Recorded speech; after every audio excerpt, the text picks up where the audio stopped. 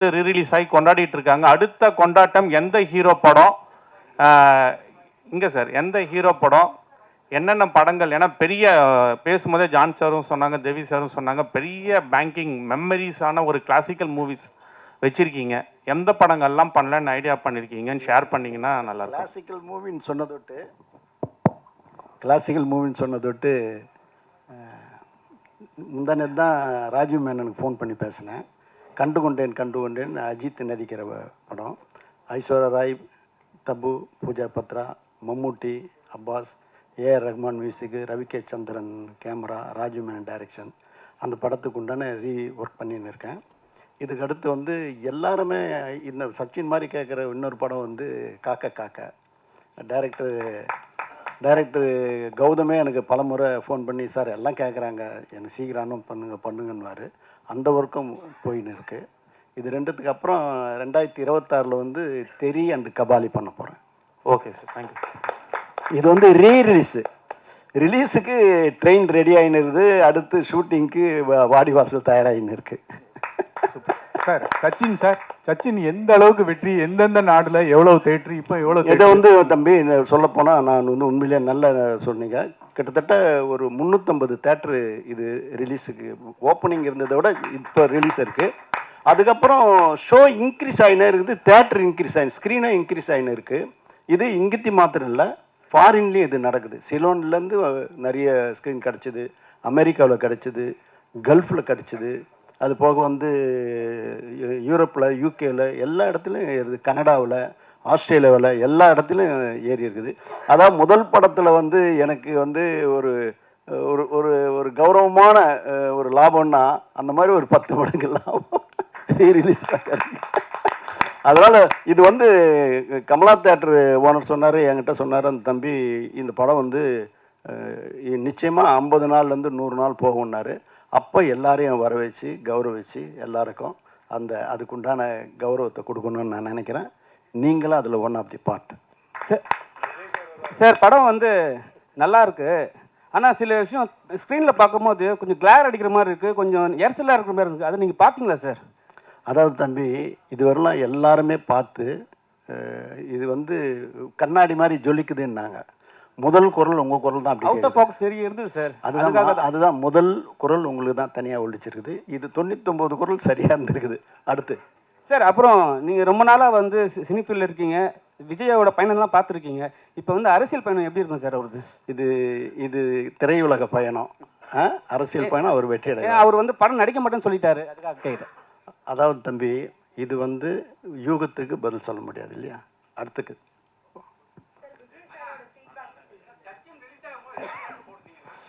Sachin release ஆகும்போது கிட்டத்தட்ட ஒரு 200 தேட்டர் இருக்கலாம் தம்பி. ஆமாம் தம்பி.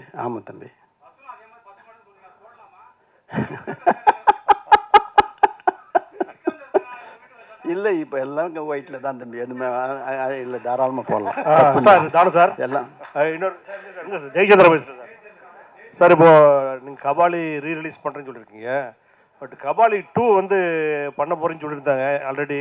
அது ஏதாவது நடந்துட்டுருக்கா சார்? வருமா? இப்போதைக்கு இப்போ சொன்ன லைனப்பில் தான் நான் இருக்கிறேன். அடுத்து வரும்போது சொல்கிறேன் சார். விஜய் சார் பேசுனாரா சார் படத்தை? இன்னும் நான் சந்திக்கணும்.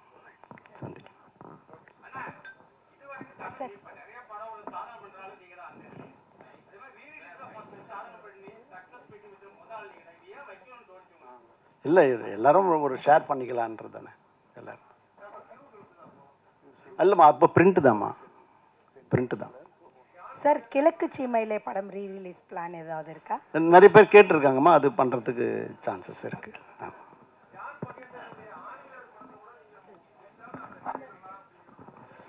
அது யார் ப்ரொடியூசர்னு தெரியல, நான் கேட்டுக்கிறேங்க.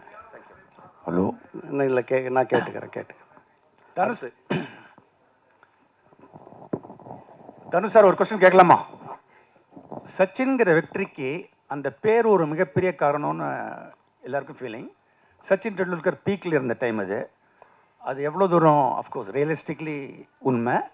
ரெண்டாவது கொஸ்டின், மோர் ஹானஸ்ட் கொஸ்டின், ரிலீஸ் ஆன டயத்தில் ட்ரேட் சர்க்கிள்ஸில் ஃபீல் பண்ணாங்க, நினச்ச அளவு வெற்றியை அவங்க அடையலைன்னு.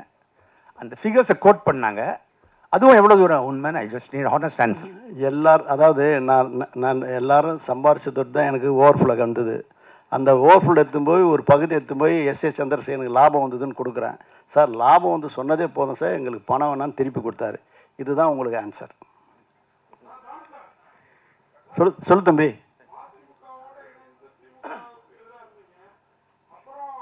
தம்பி தம்பி அது அது அரசியல் விட்டுடலாம். சினிமா பற்றி சந்தோஷமா பேசும்போது இது அரசியல். தயவு செய்து தம்பி, நான் உன்னிட்ட நான் உரிமை எடுத்து பேச முடியும். அதனால யூகத்துக்கு பதில் சொல்லக்கூடாது. அடுத்தது சச்சின். ஆமா கண்டிப்பா சார். இப்போலாம் வந்து ஹீரோயினே வந்து படத்துக்கே ப்ரொமோஷன் வர மாட்டாங்க. ஆனால் வந்து இந்த படம் 20 வருஷம் ரிலீஸ் ஆகிட்ட பிறகு கூட நம்ம ஹீரோயின் வந்து ஒரு ட்விட்டர் போட்டு ஒரு விஷயம் வாழ்த்து சொல்லியிருக்காங்க. அதை எப்படி பார்க்குறீங்க இப்போ இருக்கிற ஜென்ரேஷனுக்கு? ஆமாம் சார், இது வரவேற்கத்தக்கது தம்பி.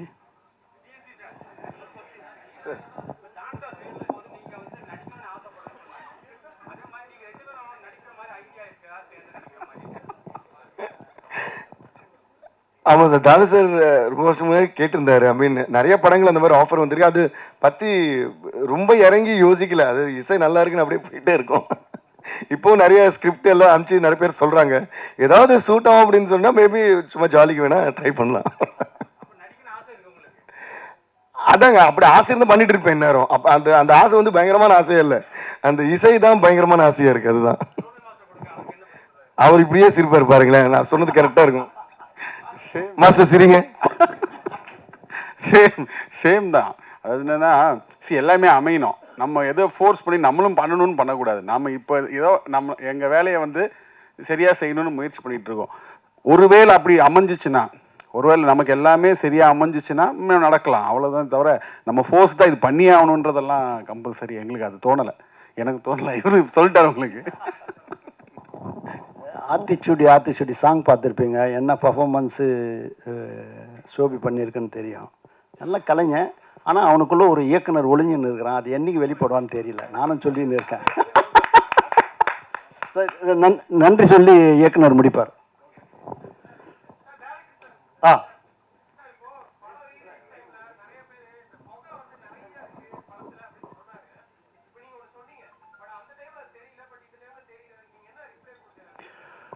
இல்லைங்க, நாங்கள் ஆக்சுவலாக என்னென்னா இந்த புகைன்றது ஆக்சுவலாக ஒரு சர்ரியலிஸ்டிக்காக பண்ணலான்னு சொல்லிட்டு தான் ஜீவாசுரன் நாங்களும் பிளான் பண்ணது ஒரிஜினலாக. இப்போ சர்ரியலிசம்ன்றது கொஞ்சம் நேச்சுரல் அப்படி இருக்காது, கொஞ்சம் மிகைப்படுத்தி கொஞ்சம் பண்ணலாமே ஜான். நான் ஏற்கனவே இதே தடவை நான் பண்ணியிருக்கேன். நான் இந்த படத்தில் வேறு ஒரு ஸ்டைல் பண்ணலாம், அதாவது இங்கெல்லாம் கூட ஸ்மோக் இருக்குமான்னு பண்ணலான்ட்டுன்னு.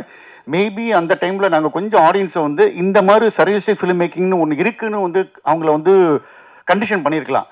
அதனால வந்து ஜாஸ்தி புகைன்னு ஃபீல் பண்ணாங்க. பட் இன்னைக்கு இருக்கிற ஆடியன்ஸ் வந்து அது பெருசாக யாரும் ஒன்றும் குறையா சொல்கிறது இல்லை. இன்ஃபேக்ட் சொல்லப்போ நிறைய பேர் வந்துட்டு படம் ஸ்டார்டிங்லேருந்தே நீங்கள் க்ளவுட்லேருந்து ஆரம்பிக்கிறீங்க சார், ஸோ பிகினிங்லேருந்தே இது வந்து அந்த இடத்துல நடக்கிற ஒரு கதை மாதிரி நீங்கள் கண்டிஷன் பண்ணிருக்கீங்கன்றாங்க. பட் நாங்கள் அப்படி நினச்சி பண்ணலை. பட் டைட்டிலேருந்தே அது ஒரு மூடு ஸ்டார்ட் ஆகிடுது. அதனால் இன்னைக்கு யாரும் அதை பற்றி ஒன்றும் பெருசாக கம்ப்ளைண்ட் பண்ணல சார். இதெல்லாம் மீறி தான் படத்தை என்ஜாய் பண்ணுறாங்க. ஆமாம்மா, அது எல்லா இடத்துலையும் இப்போ நீ விட்டுருந்தீங்கன்னா இப்போ கூட இங்கே கூட விட்டுருமா ஸ்வாங்க. நாங்கள் இங்கே முதல்ல டேங்க் பண்ணுறீங்க நீங்கள். ஆமாம் இல்லைங்க, நான் ஆக்சுவலாக அதான் சொல்லுறேன், யாருக்கு எங்கே கண்ணு போகும்னு தெரியல எங்களுக்கு. எல்லாரும் வந்து விஜய் சாரியும் ஜென்னியா ரசிச்சுட்டு இருக்கும்போது ஒரு குரூப் வந்து ஃப்ரெண்டு ரசிச்சிருக்காங்க. அது வந்து நிறைய பேரே வந்து ஓப்பனாக இது பண்ணாங்க. எல்லாரும் வந்து ஷாலினியை பார்த்தப்ப நான் மட்டும் இந்த பொண்ணை பார்த்துட்டு இருந்தேன் அப்படின்ட்டுன்னு. அதுக்கப்புறம் வந்து பாவம் யாரோ ஒருத்தவங்க வந்து தேடி கண்டுபிடிச்சி இன்டர்வியூ கொடுத்து அவங்களும் ஒரு வீடியோ கொடுத்து பார்த்தா இப்போ அவங்களுக்கு இன்ஸ்டாலையும் சரி இதுலேயும் பார்த்தா பயங்கரமாக வந்து ஒரு ஃபேன் ஃபாலோயிங் வந்திருக்குது. ஸோ அதான் ஒன்று கிளிக் ஆச்சுன்னா எல்லாமே கிளிக் ஆகிடுன்ற மாதிரி தான். டிஎஸ்பி சார், புஷ்பா 3 ப்ராஜெக்ட் எப்படி போயிட்டு இருக்கு? அது நீங்க தான் பண்றீங்களா? திடீர்னு பயங்கரமான ஒரு கேள்வி கேட்டீங்க. அது டைம் எடுக்கும் சார். ஆமாம், அது எட்டு ஸ்டார்ட். அவங்களே இன்னும் அந்த டாபிக் போய்கிட்டு இருக்கு சோசியல் மீடியால. அதுல நீங்க தான் மியூசிக். அது சுகுமார் சார் அஃப்கோர்ஸ். பட் அது ஸ்டார்ட் ஆகும். ஏன்னா அதுக்கு முன்னாடி சுகுமார் சார் பண்ற வேறு படம் இருக்கு. ஸோ அதான் இந்த கேள்வி நீங்க அவர்கிட்ட தான் கேட்கணும். ஆமாங்க, ஆமாம். அப்புறம் இன்னொன்று பிஃபோர் வி ஃபினிஷ் ஒரு பாயிண்ட் சொல்லணும். வாடி வாடி பாட்டு பற்றி விஜய் சாருக்கு இன்னொரு வாடி நன்றி சொல்லிக்கிறேன். அந்த பாட்டை அவர் பாடணும்னு நாங்கள் ஆசைப்பட்டப்போ வந்து பாடினார். அந்த வாடி வாடி வந்து மிகப்பெரிய வெற்றியானதுக்கு ஒரு மிகப்பெரிய காரணம் அவரோட வாய்ஸு. அது எப்படி ரெக்கார்ட் பண்ணுவாங்கிறது நீங்கள் வந்து இன்ஸ்டாவில் பாருங்கள். ஜான் சார் வந்து க்ளீனாக ஒரு ரீல் சொல்லியிருப்பாரு. அது நானும் போஸ்ட் பண்ணியிருந்தேன். அது பார்த்தா ரொம்ப என்ஜாய் பண்ணுவீங்க. சார் சார் அந்த பாட்டை வந்து இவங்க விருப்பமா ஒரு 2 வரி பாட சொல்லுவாங்க. வாடி வாடி வாடி வாடி பாட்டு. அதான் அவங்க காட்டுறாங்க இப்படின்றாங்க. அதாவது நீங்க சொன்ன ரீல் அவ்வளவு பாப்புலர் ஆயிடுச்சு. விஜய் சாரோட வீட்டுல அவரோட கபோர்டை திறந்து அது மேல குவில்ட் எல்லாம் போட்டு அதுல நிக்க வச்சுதான் அவர் பாட வச்சோம். மைக் எல்லாம் உள்ள வச்சு. கபோர்டு இருந்தா சரி. ஏ வாடி வாடி வாடி கைப்படாத சீடி, ஏ வாடி வாடி வாடி வாடி கைப்படாத சீடி, 1000 வாட் பல்பு போல கண்ணு கூசுதேடு.